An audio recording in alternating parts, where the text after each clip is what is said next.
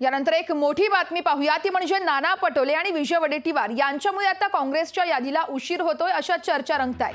पटोले वडेट्टीवार लोकसभा लढवण्यास अनोत्सुक आहेत का असा सवाल या निमित्तानं उपस्थित केला जातोय। तर काँग्रेस हायकमांड नानांच्या उमेदवारीसाठी आग्रही आहे।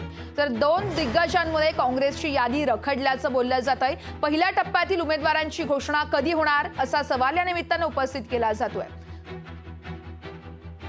आज हायकमांड संध्याकाळपर्यंत जाहीर करेल अशी अपेक्षा आहे।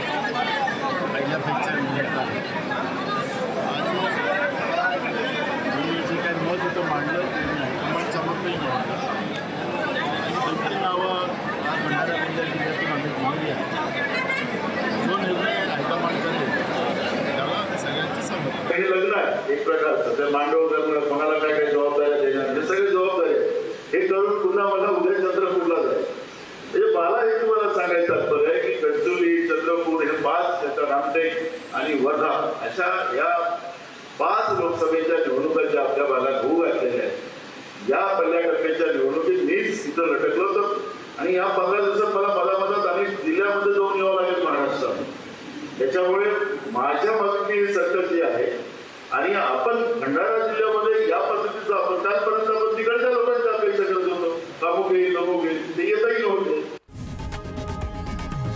लोकशाही मराठी ऐका, पहा, जागरूक रहा।